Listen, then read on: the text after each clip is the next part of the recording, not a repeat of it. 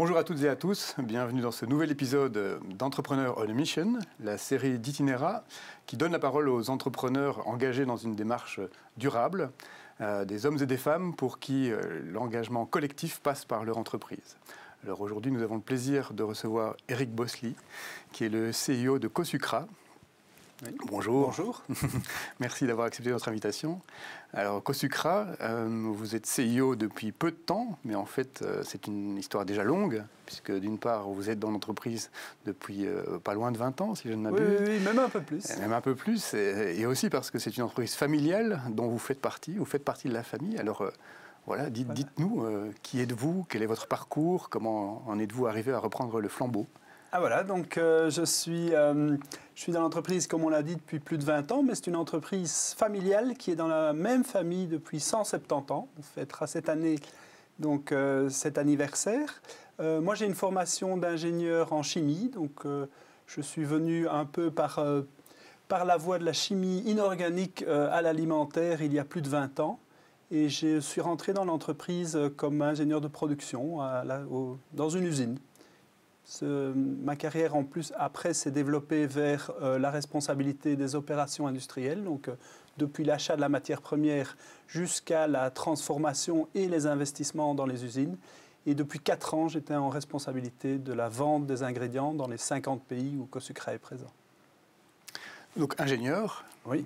Passé par où avant de rentrer dans l'entreprise? Donc, je suis, après mon diplôme à l'UCL, j'ai d'abord travaillé comme ingénieur de recherche à l'UCL comme assistant. Et puis ensuite, je suis passé chez Umicore, qui s'appelait à l'époque Union Minière. Et qui est une entreprise qui a un souci de l'impact environnemental fort. Oui, tout à fait. Donc, à ce moment-là, j'ai travaillé dans le développement de nouveaux procédés d'extraction de métaux non ferreux. Et on sait bien que ces métaux se retrouvent beaucoup de nos jours dans les différents types de stockage d'énergie, comme les batteries. Vous avez, depuis tout petit, une fibre naturaliste, ou environnementaliste? Non, je pense que j'ai construit ça petit à petit. J'ai depuis toujours un certain intérêt pour la nature. Je suis également intéressé par l'alimentation. Et donc, je dirais que j'ai la chance, dans ce que je fais aujourd'hui, de pouvoir rassembler ces deux intérêts. Ça s'est construit comment? Qu'est-ce qui a fait qu'à un moment donné, ça a cristallisé, ou ça a pris forme, ça a acquis une cohérence? Je dirais que la première chose, c'était l'attrait pour la nourriture. Et donc, l'attrait sur le fait de cuisiner soi-même, de préparer soi-même les aliments. Et donc, ça m'a fait réfléchir... d'où proviennent-ils? Comment peut-on les obtenir? Et donc, c'est ça qui m'a relié avec l'agriculture. Et donc, c'est quelque chose qui, chez Cosucra, est très important, puisque tout ce qu'on travaille provient de la terre, et ça nous rend très sensibles aux défis de l'agriculture. Et donc, évidemment, on est aujourd'hui sensibilisé à l'aspect durable de cette agriculture. Dans les parcours individuels, il y a toujours des choix, des bifurcations. Est-ce qu'il y a eu des moments importants pour vous et peut-être en particulier qui vous a amené à revenir ou à entrer dans ce fleuve familial? Oui, certainement. C'était une première décision. J'avais 30 ans à ce moment-là et... j'avais une carrière, je pourrais dire, toute tracée dans une grande multinationale avec énormément de possibilités parce que Umicore est une entreprise qui offrait beaucoup de possibilités pour les jeunes. Mais il y avait cette opportunité dans l'entreprise familiale de développer quelque chose de nouveau qui était les protéines végétales et c'était un défi qui m'attirait.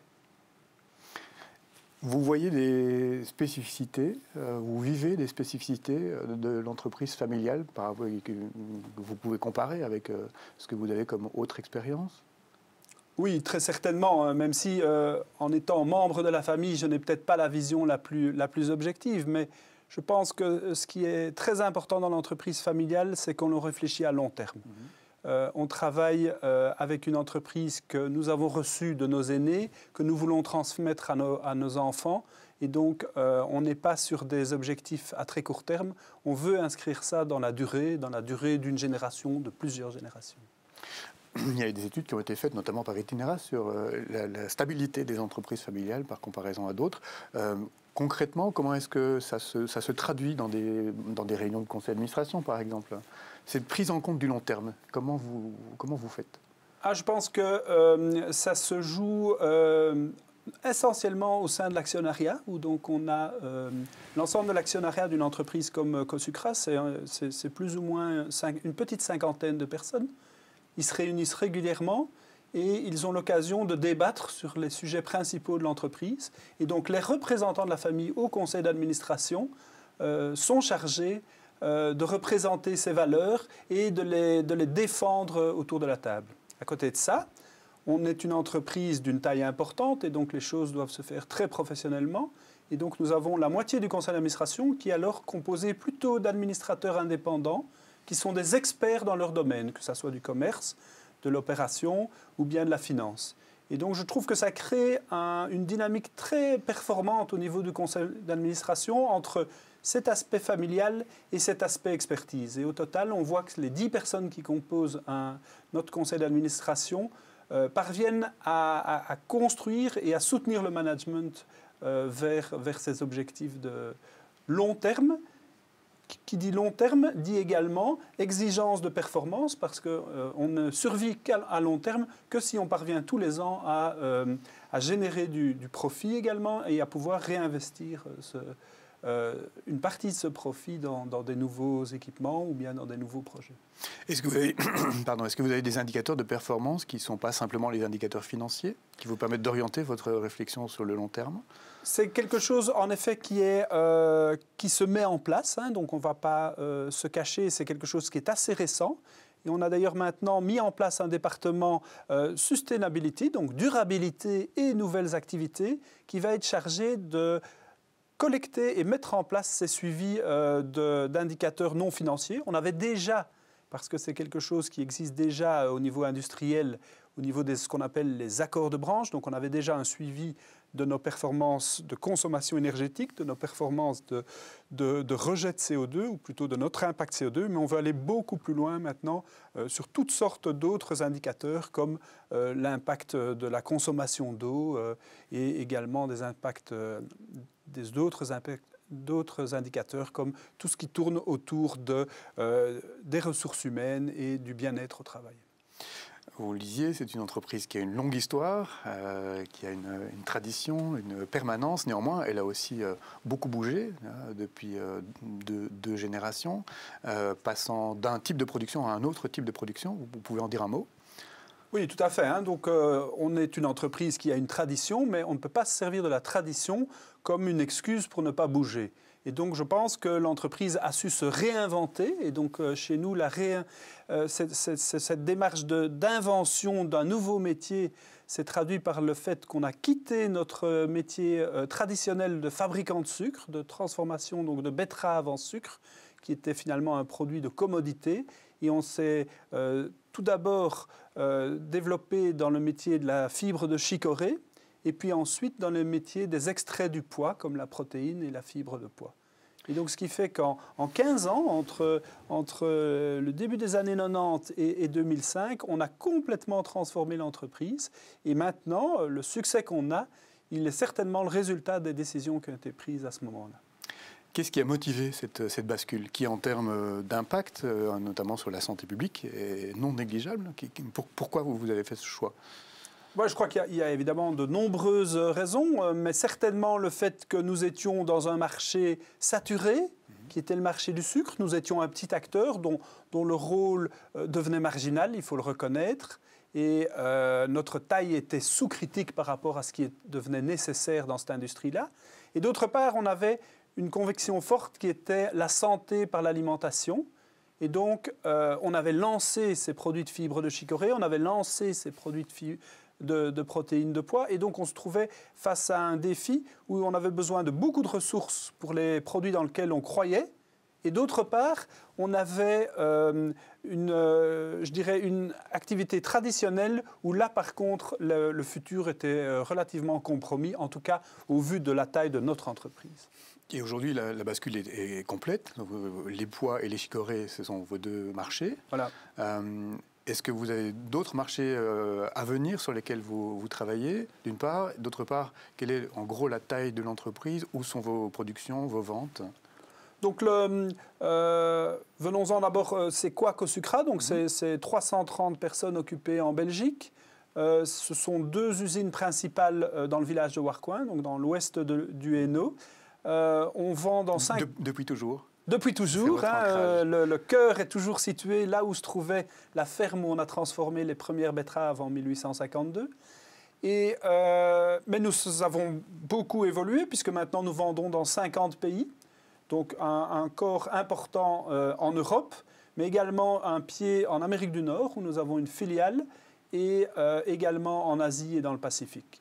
Et donc, notre développement se fond dans ces diverses régions. Et donc, j'expliquais que nous avons 330 personnes en Belgique, mais nous avons également des personnes en Amérique du Nord pour les ventes, en Asie également pour les ventes, donc des personnes Cosucra. D'autre part, il y a 3 ans, nous avons entamé une première activité de production au Danemark. Donc, c'était un peu notre premier pied en dehors de la Belgique. Pourquoi commencer par le Danemark alors que vous avez de grosses ventes sur d'autres continents? Donc, nous croyons fortement au fait qu'il faut transformer les produits localement, là où on peut trouver la matière première agricole. Et donc, il y avait des possibilités dans ce pays et autour de la Baltique en termes de poids, en fait, de poids protéagineux qui étaient disponibles là-bas. Et il y avait également un équipement qui pouvait être utilisé. Et donc, c'est une opportunité qui s'est ouverte à nous. Vous travaillez à l'élargissement de votre gamme?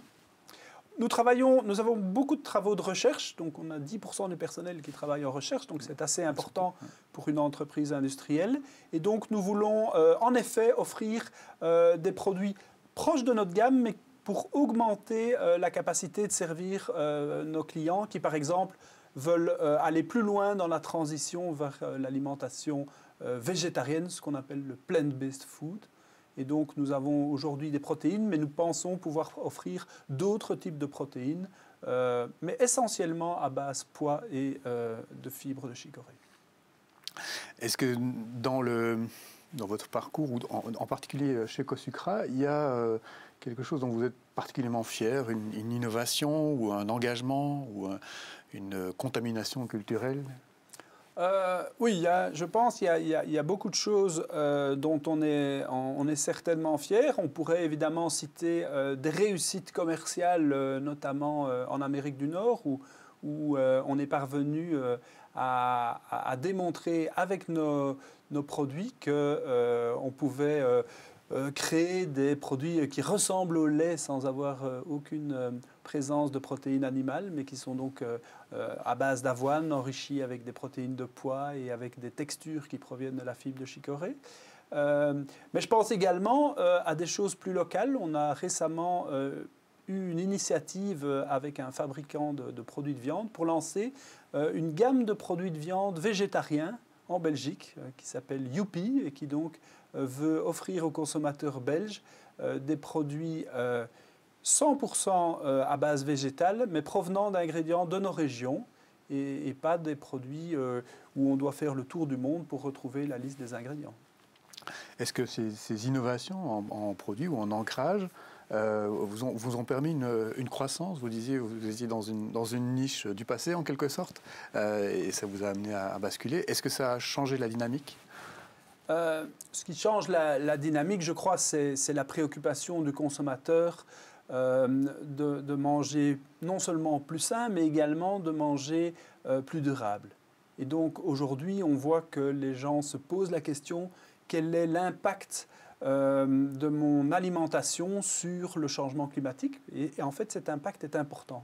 30% de l'impact CO2 d'un être humain provient de son alimentation. Et donc, si nous changeons la façon de manger, nous allons pouvoir jouer un rôle et avoir un effet sur l'avenir climatique de la planète. Et ça, c'est quelque chose qui de plus en plus marque et surtout les jeunes générations. Et donc, nous, on cherche à apporter des solutions pour les gens qui veulent changer leur façon de manger. Parce qu'évidemment, on peut penser qu'il faudrait manger des produits non raffinés comme il y a 50 ou 80 ans, mais tout n'est pas possible aujourd'hui. Nous vivons des vies avec énormément d'activités. Le temps consacré à la cuisine est limité. Et donc, il faut proposer des choses, des produits alimentaires qui soient adaptés à notre mode de vie hectique, comme on dit, où on mange très très vite, mais qui en même temps soient durables. Et ça, c'est ce que ce type d'ingrédient peut proposer. Et ça veut dire que vous pourriez développer une partie de produits transformés aussi, ou pas? Vous y pensez? Notre métier, je dirais, c'est de fournir les briques. Oui. Et on n'est pas le fabricant de la maison, il y a des spécialistes pour ça. Et on préfère faire bien notre métier. Par contre, ce que l'on va faire, c'est proposer des concepts. Et donc, des concepts, ce sont en fait des recettes dans lesquelles on retrouve nos ingrédients. Et donc, on propose des idées de barres céréalières enrichies en fibres. On peut proposer des recettes de chocolat pauvres en sucre ou bien des produits substituts de poisson, mais uniquement à base végétale. Et aller montrer ça à des clients pour développer avec eux la recette qui leur plaît. Et ça, c'est notre rôle. Donc ça peut vous amener à travailler avec eux à du développement. Est-ce que ça peut amener aussi à prendre des parts et à développer des structures communes ou en partie communes? Comme je vous l'ai expliqué, nous l'avons fait en Belgique, mais c'est plutôt à titre de démonstration, okay, parce qu'on est dans notre pays et qu'on voulait montrer, je dirais, prendre une initiative locale proche de chez nous. Mais ce n'est pas notre vocation. Notre vocation est plutôt d'assister au développement. C'est un autre métier d'être vendeur de produits alimentaires. On ne sait pas faire tout. Alors, la vie de l'entreprise, ce n'est pas un long fleuve tranquille, surtout quand il est très long. Voilà. Est-ce que dans votre partie d'expérience, vous avez eu des échecs ou des portes fermées desquelles vous avez pu tirer des enseignements qui peuvent peut-être être partagés? Oui, bien sûr. Hein. Plus la carrière est longue, plus il peut y avoir des échecs. Pour en citer un, je dirais, nous avons au niveau, je me suis occupé donc des investissements et donc dans certaines situations, nous avons choisi des équipements qui s'avéraient avantageux, notamment au niveau économie d'énergie. Et malheureusement, lorsqu'on les a implémentés, je dirais en échelle industrielle, on n'a pas toujours eu les succès escomptés. Et donc, c'est quelque chose qui est toujours décevant, évidemment, mais ce qui me semble important, c'est de pouvoir faire, à un certain moment, faire marche arrière et prendre les décisions qui s'imposent. Et donc, parfois, on a dû retirer de fonctionnement des appareils qui n'atteignaient pas leur performance. Et il faut pouvoir l'accepter. Je crois que c'est aussi important pour les équipes de pouvoir faire une analyse après coup et de se dire à quel moment ou quelles sont les précautions qu'on n'a peut-être pas prises et que l'on pourrait mieux faire la prochaine fois. Je crois que, par contre, le plus dangereux, me semble-t-il, ce serait d'en tirer comme conclusion qu'on ne peut plus rien essayer de nouveau. Parce qu'alors, à ce moment-là, on a une entreprise qui ne progresse plus et ça, c'est très dangereux. Votre prédécesseur, votre oncle, Jacques Cray, était aussi, dans la dernière partie de sa carrière, président de l'Union wallonne des entreprises. Est-ce que le fait d'avoir, même si c'était indirect, mais vous travailliez de façon proche avec lui, de voir le tissu des entreprises wallonnes de manière beaucoup plus proche, est-ce que ça a fait évoluer votre point de vue sur le monde économique wallon ou le monde économique en général? En tout cas, les démarches que Jacques Cray ont entamées ont eu un grand retentissement. Donc, on a évidemment été mis en avant. Quelque part, l'entreprise était mise en avant par son patron. Et donc, ça nous a mis en contact avec en effet, un certain nombre d'entrepreneurs de région wallonne. Et ça permet à chaque fois de voir qu'au-delà des différences avec les autres entreprises, il y a quand même des situations qui sont communes à nous tous et des problématiques qui doivent quand même être abordées et pour lesquelles, je dirais, les évolutions sont quand même fort lentes en région wallonne. Alors lesquelles, puisqu'on est dans le cadre d'un think tank politique, voilà. Donc venons au volet politique, justement, quels sont les points de levier ou de blocage que vous constatez au départ de votre point de vue et de votre expérience, et peut-être justement en ayant côtoyé d'autres entreprises? Alors, je crois que le point le plus critique aujourd'hui est certainement la problématique de la main-d'œuvre. Que vous ressentez? Oui, on a une entreprise comme Cosucra embauche beaucoup de personnel. Sur les 15 derniers mois, on a engagé près de 50 personnes. Donc, C'est très important à tout niveau de l'entreprise, depuis les opérateurs jusqu'à les fonctions techniques et autres fonctions administratives et financières. Et on voit que pour presque l'ensemble des fonctions, on a beaucoup de difficultés à trouver les personnes qualifiées.